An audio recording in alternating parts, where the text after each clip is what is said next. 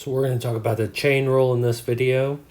So I'm going to let g be a differentiable function and let the range of g be a subset of the interval j, and let f be differentiable on j. Then I'm going to define y equal to be f composed of g of x is differentiable, and its derivative is equal to f prime composed of g of x times the derivative of g of x. Okay? So this is my definition here. Y prime is equal to the derivative of f times the derivative of the blob. All right? So you can kind of think of this as a dy dx equal to dy du substitution, and then cancel out the u substitution, du over dx here. So in a way, there's some magic math going on here where these differentials cancel each other. And so this is the idea of the chain rule. So let's take two functions, f of x and g of x, and I want to do some algebra just to make sure we remember composition of functions. So f composed of g, just for a second here, if I do f composed of g of x, okay, this means everywhere I see an x, I'm going to put a g of x. So this is equal to g of x squared, okay? And then g of x I replace with 3x squared plus 5. So it's 3x squared plus 5 all squared. That would be f composed of g, which you might know from college algebra as fog. Okay? So let's do the derivatives of these pieces here. The derivative of f of x is 2x. Take the 2, bring it out front, subtract 1. The derivative of g of x is, well, take the 2, bring it out front. 2 times 3 is 6x, and then this is derivative constant is 0. So once again, f composed of g of x gets me 3x squared plus 5 quantity squared. Now say I'm going to take the derivative of this thing right here. What does the definition say?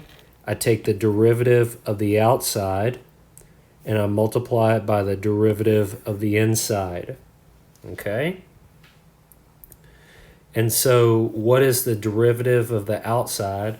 Well, f prime of something is 2 times something, where my something here is x, but my something here is g of x. So it's 2 times my something is g of x. Okay, multiplied by g prime of x. Well, what is g prime of x? G prime of x is simply 6x. Okay, so what do I have?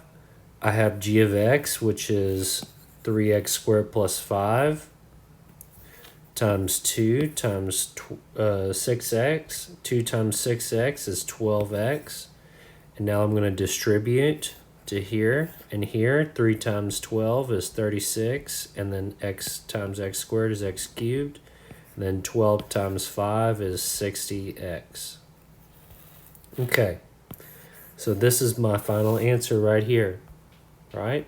Now, I want to check to make sure this is right. Remember we said f composed of g was this function right here, 3x squared plus 5 all squared. And so if I multiply this out, 3x squared plus 5 times 3x squared plus 5, I get 9x to the 4th plus 30x squared plus 25 if you multiply that out right there. And so I'm going to take the derivative of this, and hopefully I get this right here. Well, guess what? 3 or 9 times 4 is 36. Gets subtract 1 from the exponent, gets me 36x to the 3. 2 times 30 is 60. So that's going to get me 60x, and then derivative 25 is 0. So I do get the same thing. So it did work out. Okay? So let's do one more, make sure we understand this. All right? So think of the chain rule as an onion. All right? An onion, it's like an ogre. It's got layers, right? So think of this as an onion. Okay, so you've got the outside layer, an inner layer, an inner layer, an inner layer, and so this is your big pretty onion, right? So that'd be like if you cut your onion. Look at my beautiful onion, right? So maybe you cut the top off the onion or whatever. Okay, so you've got your onion here. The onion has layers. So how do you get to the inside of the onion? You start from the outside and peel your way inward. So you'll start from the outside, get a little bit further, get a little bit further until I get to the inside here. So that's the idea. Okay. So let's look at our onion here. What is the inside? What is the outside? Looks like the inside layer is x squared plus 3. And the outside layer is something raised to the 4th power. So I don't care what that something is. Right now I'm working on the outside layer. The outside layer, the most outside layer, is something to the 4th power.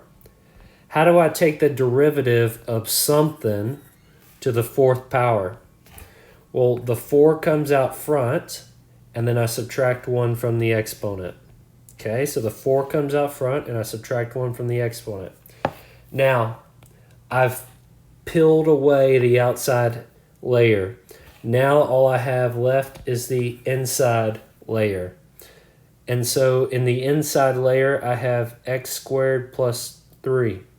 So now I'm going to take the derivative of x squared plus 3, this inside layer, that squiggly.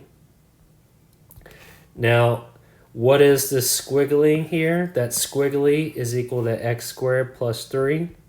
So I'm going to put the x squared plus 3 in there.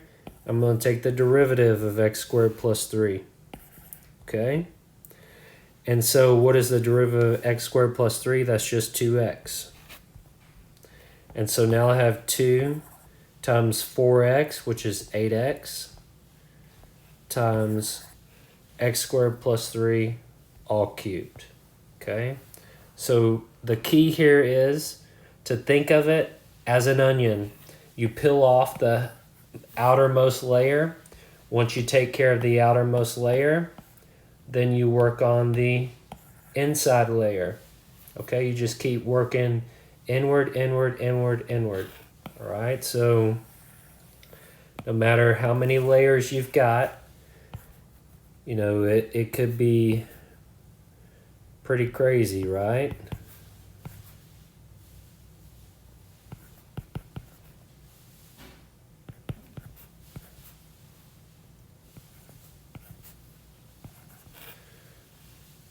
Okay, so what would the most outer layer be? The outer layer would be here. It would be the something cubed, right? So the outside would be something cubed, okay? But once you peel that layer off, what do you have left? You've got a 2x times 7x squared plus 1 squared, okay? And so you would handle this. This is actually a product, so this one's probably not the best example. But to handle this piece right here would require the chain rule. And so the outside layer here would be something squared, okay? So that outside layer there would be something squared. And then all you'd have left is a 7x squared plus 1. Okay? And then you take the derivative of that. All right, guys. Hopefully this gives you a better understanding of how to do a chain rule. And if we're going to do another video where we have we're just going to take lots of derivatives using chain rules. So you're going to get lots of practice doing this. Chain rule, probably one of the most important techniques you're going to learn in this course.